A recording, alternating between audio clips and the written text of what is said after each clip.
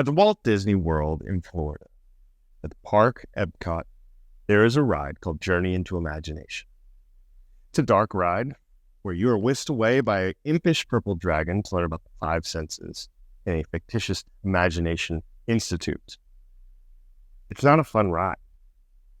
I really think that's a shame because not only the price you pay to get in, but the amount of people that love this dragon.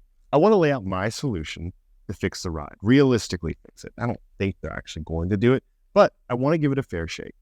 I want to give you my pitch on how to fix this ride. Let me try to explain what the ride is like before we even get started. So we begin. You come into the Imagination Institute and you're greeted by Dr. Nigel Channing and his little purple dragon. You're getting told you're going to get shown around. You get whisked away to the hearing lab where you see Figment DJing, you hear Train, you get shoved off to the sight lab. You hear another song, you see eye tests, and then you go to the smell lab where a skunk Figment farts on you. And then before you get to go to the touch and taste labs, Dr. Channing says he's not sure if we should do it, but Figment takes you to his house. And his house is effectively all the stuff is just upside down. And you get there and they talk about how great imagination is. And then Figment turns all the lights off and they turn back on. And you're surrounded by all these Figments. And then they're doing silly things. And as you're leaving, you see the most terrifying thing. At Disney World, this Nigel Channing moon face. I don't know if that makes you want to go on the ride, but it doesn't really make sense. Story-wise, it doesn't make sense. It's just a collection of scenes. And I am sad that it's not a cohesive experience. The song is great. It's written by the Sherman Brothers. Figment is incredibly popular. If you go to Epcot, you'll see more Figment merchandise, magnets, mugs, than almost any other character. He is practically the park's mascot by this point. They sold Figment popcorn buckets, and when they debuted, they took 6 to 7 hours just waiting to get these popcorn buckets and resold quickly online for hundreds of dollars. People have tattoos of this purple dragon. He doesn't come from a show or a movie. He comes from a version of this ride in the past. And all of this merch, millions of dollars, and I think he deserves better. I also think the heart of Epcot is a sense of curiosity and wonder about the world around. How seeds become plants, how the human body works, space, different countries. And I think this could have the same potential for kids, educating and entertaining them. It wasn't always a bad ride. It actually was many, many people's favorite rides. So how did we get here? I'm glad you asked. A little history. Everything begins with Tony Baxter and Steve Kirk, who came up with the ride about a little purple dragon called Figment, like Figment of your imagination, based on a line, a Columbo episode. He has a companion named Dreamfinder, who could be seen walking around the Epcot park, meeting kids, taking pictures. It was a ride where you're taken on a journey, learning about imagination and all the wonderful things create. They were larger-than-life set pieces, moving animatronics, and a host of visual effects from the Imagineers to achieve lots of different illusions. In order to pay for building and maintaining rides at Walt Disney World, every ride has a corporate sponsor to help offset costs. Journey into the Imagination is no different. They were sponsored by the camera and film company Kodak. Great news, the ride is a success. People love it, so much so, Disney delays approaching Kodak about shutting down the ride at the scheduled 10-year mark for its refurbishment because guests won't stop going on it. By the time Disney was ready for a tune-up, the camera market was totally bottoming out. And Kodak said they couldn't pay for the contractual share of the refurbishment. They didn't have enough money. So what do? They downscale the ride. They went in, looked at all of the pieces, and figured out what was the most expensive thing in here, and how could they take them out or replace them with something cheaper. The most expensive things are the moving parts. More moving parts, more expensive. Every one of those things would be harder to maintain. Let's keep everything as stationary as possible and hope for the best. The large aerial bike Dreamfinder rode on, gone. Large elaborate sets, cut down. They even cut half of the track and moved the ImageWorks from upstairs into the space to shorten the ride to about 5. Not only is his bike gone, but Dreamfinder is nowhere to be found, and Figment is hidden in a few spots. and we make our way to Dr. Nigel Channing. So they strip the original theme of what imagination can do and center around Honey, I Shrunk the Kids Next Door in the theater attached to the building. They center around Imagination Institute and Dr. Nigel Channing. The ride begins with guests being scanned on their cart and told they have no imagination. Naturally, everyone is upset and vocal about their disapproval. They took away people's favorite ride in all of Walt Disney World. It only lasted 2 years before Disney gave in to demand to fix the ride best they could. And that brings us to Imagineer David Mumford, who steps in and tries to salvage what he can from the ride and restore a little bit of what people love in the first iteration on a shoestring budget. And he managed to bring Figment back as Dr. Nigel Channing's sidekick, whose main job seems to be causing havoc. Better than it was, that's for sure. But I do think it could be better. You're probably thinking, so what? So what if it's a bad ride? Don't go on it. There are dozens of other rides. There are hundreds of other things you can do in Central Florida to take up your time. But if you have never stood in the hot Florida sun with young children, you don't understand how you would sell your soul for lines to go down. And I think this is something that could affect the rest of the park. It's all about capacity. And I need to explain how that works on these kind of rides. Capacity is measured by how many people can go on a given ride in an hour. It's dependent on how many people fit on a ride vehicle at one time, how fast they can send them off. Total number of people times send-offs per hour, and that is the number of guests you can serve in 1 hour. If you look over to the left of the graph, you can see a total capacity per hour, the number of guests that it can serve in 60-minute time, theoretically. If you look down here, you can see intervals between send-offs in seconds. The faster we send it off, the more people that can ride in an hour. Pretty straightforward. So where does Journey to Imagination fall currently? Well, going through theoretical capacities online versus my observations, I have put the ride along in this function right here. It looks like this because capacity is dependent on how fast you can send. So if you can send a new batch of people off every 48 seconds instead of every 50 seconds, that's going to affect your overall number. So what is the ideal speed of Journey into Imagination? With most things I've seen online, it has a theoretical ideal speed and most efficient somewhere around here, serving 2,500 people per hour.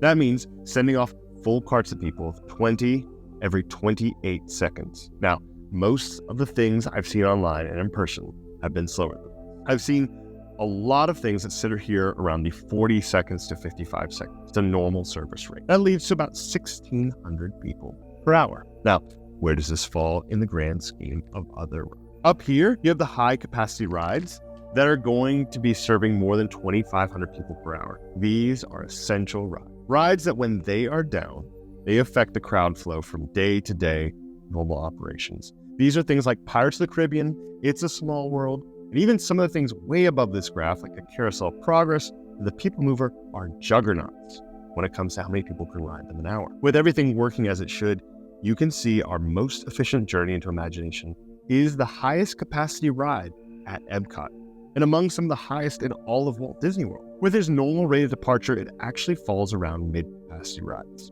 These are things like Slinky Dog Dash, Flight of Passage, Seven Dwarfs Mine Train, a lot of the thrill rides. And these are still important. They don't have an outsized effect on crowd control like the large ones do, but each new ride has a severe impact on the way people line up and visit the parks. And finally, down here on the low capacity, right somewhere around 800 people per hour served. These are things like Triceratops Spin, Peter Pan's Flight, which is actually one of the slowest rides in Walt Disney World, and you can see we are well above that. We're about 2 times the amount of Peter Pan flights at Journey into Imagination at its normal operating speed. Now, where does the problem come in? The problem comes in not in the speed between departures, but in the blue number at the top, guests per ride. If you suddenly have people not lining up to get on your ride, and lines become non-existent, and it becomes something that you can walk into the queue, get on, ride it with no wait, and no one else is in your cart, you effectively limit your capacity. It doesn't matter how fast you can send them off. If 3 people ride it every time, even if they were working at their fastest speed, you would still be serving a tiny 385 people per hour. What this means is Journey into Imagination might be the slowest ride in Walt Disney World, not only because of its lack of interest, but weighing its potential capacity versus its actual one. By simply raising interest and having half of the seats filled each time, it would be equivalent to building another Peter Pan's Flight, another teacup ride. By having a line begin to form where there is a wait, even as cast members are trying to speed up if the line is full, it would be equivalent to building a new roller coaster at Epcot. And lastly, if the line was full and cast members and operators were able to work at their fastest, it would be equivalent to having a new Haunted Mansion on property. The effects of crowd sizes at Epcot would be noticeable. And the capacity isn't the only problem I think there is. Here are the problems I have with this ride, in no particular order. Number one, I think Figment is his most endearing when he's portrayed childlike, to resemble a child. And at present, he seems more sporadic, chaotic, and impish, and I do believe people feel that way about children. I think people really do see children that way. I don't think that is children at their best. I think the things I would love to see highlighted are a abandonment to create without worrying about what people will say. They are excited and adventurous, and they want to learn, even if they make a fool of themselves in the process. Second, it doesn't match anything in the park. You see, when it was originally created and rethemed, it was rethemed to match the show next door of Honey, I Shrunk the Kids, but then that show went away, and we still have this Imagination Institute that kind of lives on an intellectual island. And so we still have Nigel Channing, but we don't know who he is. And there's references to Flubber inside there. But it just kind of lives on an island out there. People don't have an interest in it or investment in it. This all could be totally moot in a few years. Seth Rogen is signed on to produce a Figment movie, and it could make $1 billion. And it could change this whole thing. And so this rework is futile. Number 3, Moonface. Number 4, Dreamfinder is a really cool character. They used to have a walk around where Dreamfinder would go around with a puppet Figment and you'd get to meet him. And meet and greets are one of the highest rated experiences at Walt Disney World. I think it's a cool character to meet. I think it's a pretty easy character to meet. Finally, I don't think the scenes themselves are interesting. Compared to the Haunted Mansion that uses all these different effects and gets all the love of Imagineering, I think it just feels stale. And I feel like it feels boring. Just isn't interesting to ride past closed doors. So, what are the rules I've given myself for this fix? I'm glad you asked. Let me be clear. I don't think any of this is going to happen. There is some chance that the Figment movie makes $1 billion and they rework the whole ride to be more like the movie. But I think in reality, most likely is this ride will one day just be demolished for a Frozen Land or something else that will generate millions of dollars. Not to mention, Disney has had a few rough years when it comes to building things. It took 5 years for Tron, a copy of a ride that already existed, to be built. They've been pouring sidewalks at Epcot for years, and it took 3 years to begin removing admittedly racist imagery from one of their rides that they knew was problematic. The idea that they're going to put any amount of money into a relatively functioning ride isn't realistic. But hey, this isn't my job. This is something I did for fun. That aside, I wanted to come into this project making the most realistic fix possible. What does that mean? That means I'm not going to be totally redoing the whole ride and leveling it out and starting from scratch. I'm not going to try to replicate the original one. What I wanted to do is I wanted to keep the track as it is, keep the walls where they are, even keep large set pieces as much as I could. I wanted this to be a realistic fix because I wanted to show that I don't believe the problem is the big picture. I wanted to show the problem was the execution. The problem as it stands could be fixed for a moderate amount of money. I just think it needs a little more focus. So here is my pitch for what should replace it. No longer the Imagination Institute, you find the Imagineering Institute, a place where Imagineers have spent 50 years trying to make the best attractions at Walt Disney. You're getting a tour today, and when your tour starts, you notice 2 people joining on, Figment and Dreamfinder. Dreamfinder is back. He looks a little different, but hopefully. They start talking about all the fun they're going to have, and the tour takes off. Your first stop is music. Music's such an integral part of the rides and attractions at Walt Disney World, and you get to hear about all of your favorite songs. You get to see a purple twinkle fill the room, and every instrument begins to sync up and starts to play one little spark Figment seems. You're whisked off to see the audio animatronic, a staple at Walt Disney World. You get to see Abraham Lincoln, the first original audio animatronic, standing there doing his speech. You're talking about all the different things around the parks, what to look out for, how to program them. When all of a sudden you see a tiki bird get sucked up in Figment. Just before you see anything else, you're whisked away. You get to see the butterfly illusion, because I firmly believe the butterfly illusion is the best part of the ride currently. After that, you're coming to what was the smell lab, but is now the culinary center. You see a team of chefs cooking and preparing for all of the festivals around the year at Epcot. There's a whole army that needs to go into preparing hundreds of new dishes every year. Dishes from all parts of the world with all palates considered. Just as they leave for a little lunchtime meeting, Figment and Dreamfinder find their way inside, and they start wreaking havoc as well. You're whisked away once more to see the future attractions, things that are to come in Walt Disney World and beyond. But Figment has a better idea. Figment wants to show you his creation. You can see he's taken pieces from all over the world. The Nautilus from France, the ants from Honey, I Shrunk the Kids are back, the Fry Wagon, Buzzy has been restored, good as new, and oh look, a restored Yeti that even makes noise. But don't get too comfortable as Mr. Toad takes you back into hell. You're saved. Dreamfinder yells at Figment to tell him, put everything back where he found it. This isn't his stuff. Figment lets him know that it's all back where it should be. And they learn that there's nothing you can't do with a little thought, imagination, and most of all, Figment. And you open up and you see every important icon from all across the parks redone as Figment and Dream. And just then, you head off with no Scary Moon Man. That's the pitch. That is what I have in mind. Is it perfect? No. You're probably saying, Nathan, there is no synergy in this idea. There's no movie, there's no IP. But what if I wanted to tell you that Disney is its own IP? It's its own meta IP. One of my favorite shows is Disney Fairy Tale Weddings. And I love watching people wake up at 5 a.m. to go get married in front of the Haunted Mansion and with 50 of their closest friends.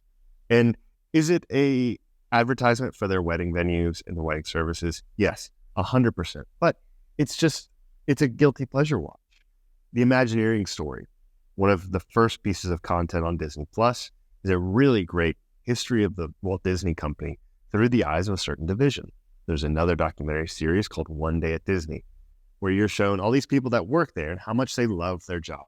If you want a real nostalgia bomb, go on YouTube and try to find one of the old Discovery Channel documentaries that talked about the magic behind Walt Disney World.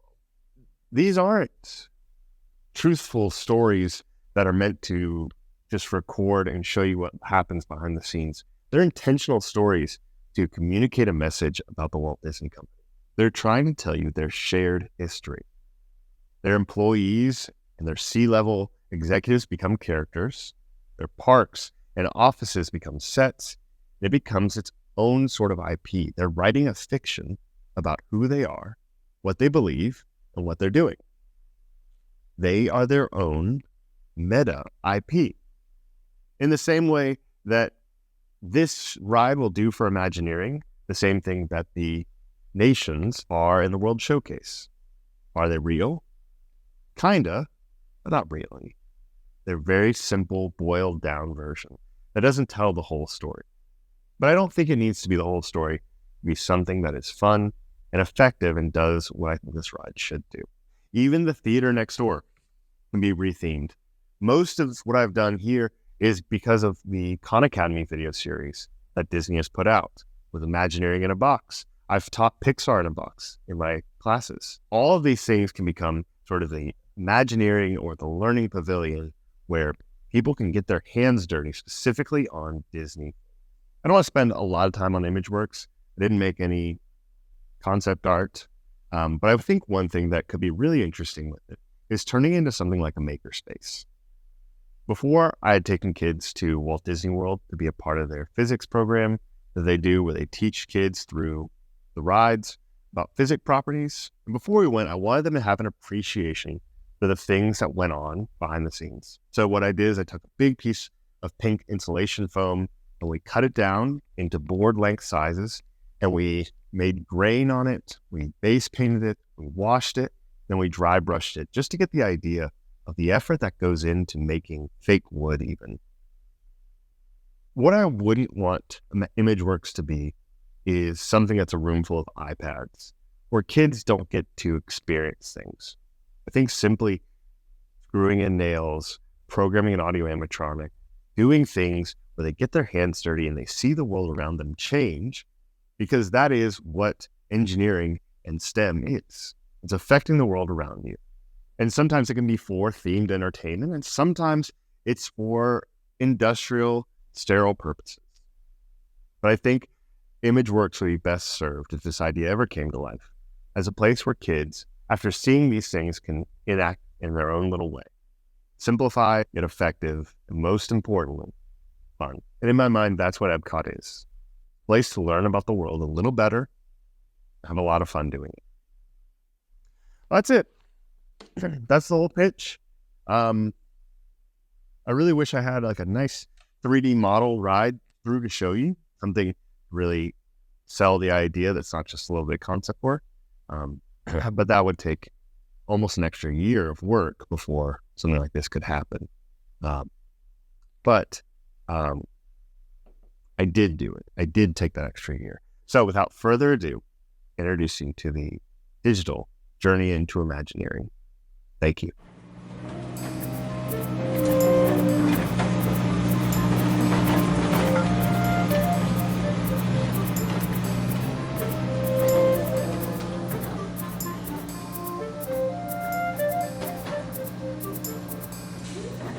Welcome to the Imagineering campus at Epcot. Today, you're going to see how the magic is made right here in Walt Disney World and learn how we bring our favorite rides to life. I can't wait to see what they have here. Maybe we'll try some of the power tools. Wait, Figment, I don't think this is supposed to be a hands-on tour.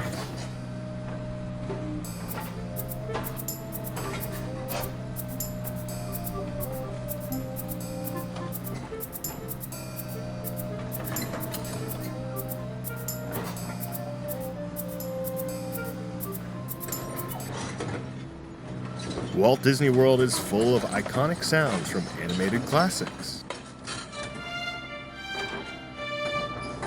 to theme park originals.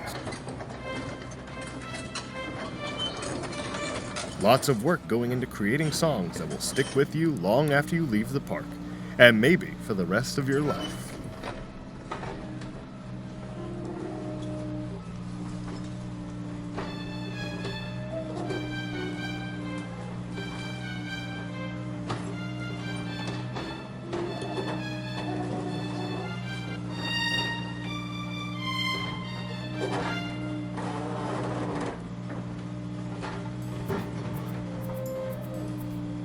Up next is our animatronic lab.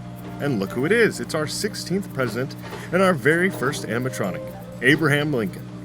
The world has never had a good definition of the word liberty. Keep an eye out for audio animatronics throughout the park.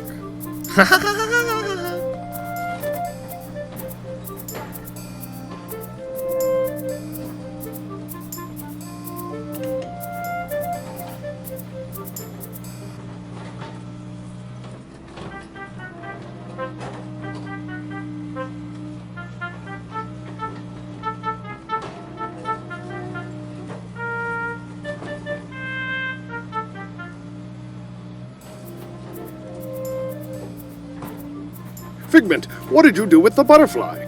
That one wasn't me, I promise. Next up is the Culinary Center. Here at Epcot, we love celebrating festivals with new culinary dishes. Every year, we offer hundreds of unique new dishes in Epcot alone. Our chefs are hard at work getting ready for some new things. How does it smell? Looks like it's time to taste test, also known as lunch. Figment, can we please not touch anything in here? We need to get back on the tour. Try this. What is that? A secret recipe. I think it should stay a secret.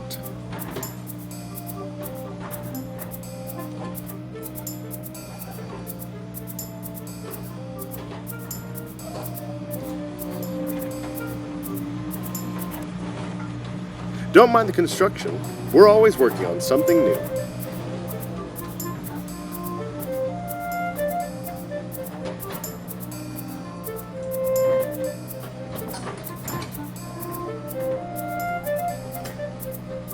And now you're going to get a look at something new at what's coming up in the parks around the world. Ooh, I've got a better idea. Let's make our own park with everything we've already got here.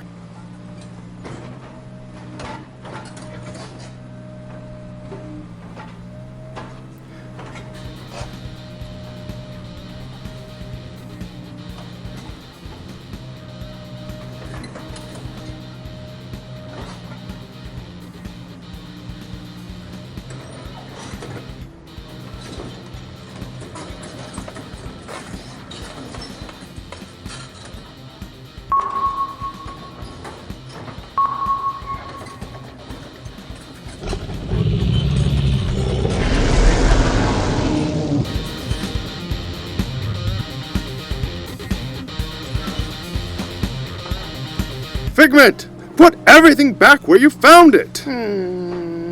Okay. You don't need all that stuff to make a good ride. All you need is some fun, a little spark of imagination, and And me!